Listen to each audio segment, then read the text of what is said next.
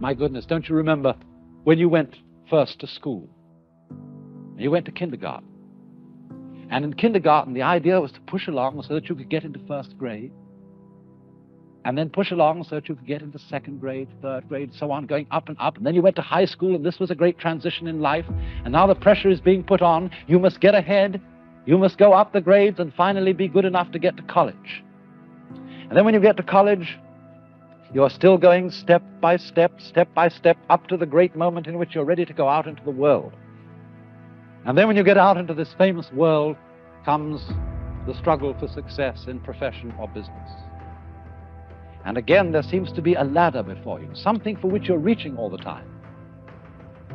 And then, suddenly, when you're about 40 or 45 years old in the middle of life, you wake up one day and say, huh?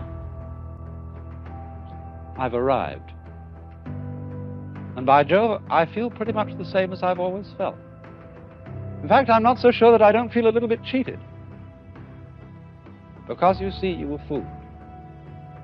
You were always living for somewhere where you aren't. And while, as I said, it is of tremendous use for us to be able to look ahead in this way and to plan, there is no use planning for a future, which when you get to it and it becomes a present, you won't be there. You'll be living in some other future which hasn't yet arrived. And so in this way, one is never able actually to inherit and enjoy the fruits of one's action.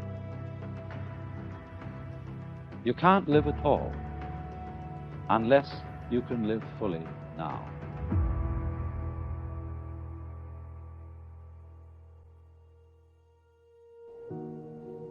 And because now is never satisfactory, because we're never really living in it, we get more and more avid to go ahead and pursue the future.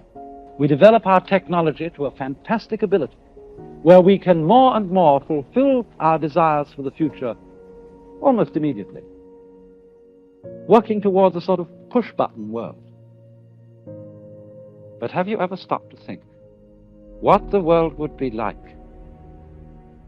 if you could fulfill every wish the moment you wished it? Suppose, for example, on going to bed at night, you could always dream whatever you wanted to dream. What would happen after a while? Of course, I suppose at first you would dream fantastic pleasures, wonderful adventures, fulfillment of all the things you ever wished. Then as time went on, don't you think you'd want to be, a little bit surprised, to have a little bit less control over what was happening to you? And after you'd experimented with this for some months or years, you might even want dreams in which you suffer, because there is no real delight, no real fulfillment without delay. Doesn't every child know on a hot day when you think, I'm terribly thirsty and I'd like an ice cream soda? Haven't you tried the experiment of putting off drinking it, putting off, so that you get thirstier and thirstier, and it's so much fun when you finally get to it? And so in the same way, impatience with time, always wanting the future, is frustrating. Maya, which generally has the meaning of illusion, or rather, illusions brought about by the acceptance of certain conventions, of which perspective was an example. When we are not aware that certain things which we take for granted, like the separateness of things from each other, when we are not aware that this is a matter of convention, we are apt to be fooled. Now, I think one of the conventions by which we tend to be fooled more than almost any other is time. And for all human beings, time is a matter of extraordinary importance. And perhaps this is one of the principal ways in which we differ from animals. Because man has been called a time-binding animal. That is to say, a creature who is vividly aware of the fact that his life moves, as it were, along a line from the past through the present and into the future. Animals apparently live pretty much moment by moment. They don't appear to have very strong memories, but because man has a strong memory, he is able to bear the past in mind and, as it were, cast it forward into visions of the future based upon what has happened in the past.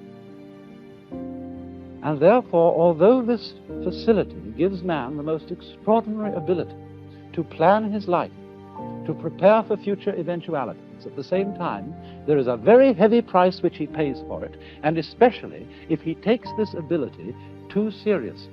In other words, if he doesn't realize that the true reality in which he lives is the present moment now. For example, the animal probably doesn't concern itself very much with problems of future disease, death, or starvation, and things of that kind. If an animal sees another dead animal lying around, I don't suppose he thinks to himself, well, one day that's going to happen to me. Rather, he just sees a dead animal, sniffs it, sees whether it's good to eat, and wanders away. But for human beings, it's entirely different, because we actually spend most of our time and a great deal of our emotional energy living in time which is not here, living in an elsewhere which is not concretely real.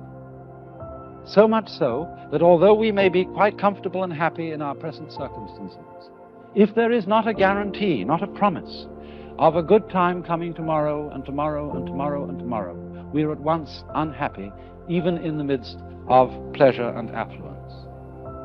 And so we develop a kind of chronic anxiety about time. We want to be sure more and more, because of our sensitivity to the feeling of time, we want to be sure more and more that our future is assured. And for this reason, the future becomes of more importance to most human beings than the present. And in this sense, we are hooked, taken in by a maya, because it is of very little use to us to be able to control and plan the future unless we are capable at the same time of living totally in the present.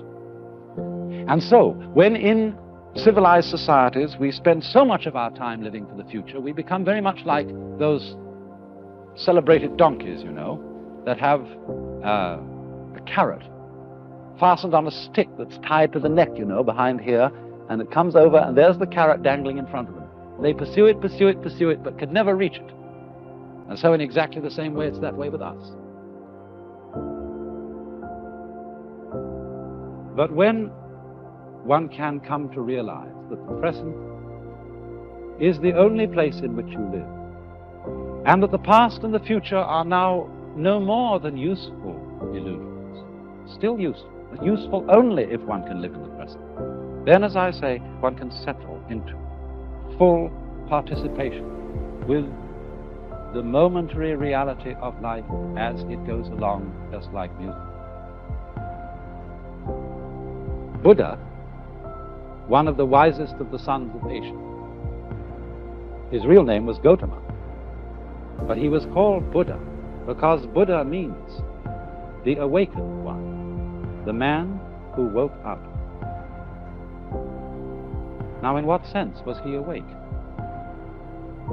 He was awake in the sense that he was completely all here. After all, we say about a person who's nuts, he's not all here.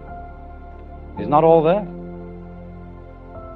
But our whole culture, our whole civilization, insofar as it is involved with time and living only for a future, is nuts. It's not all here. We are not awake. We are not completely alive now. And consequently, we are so hungry and so greedy, because everything seems tasteless.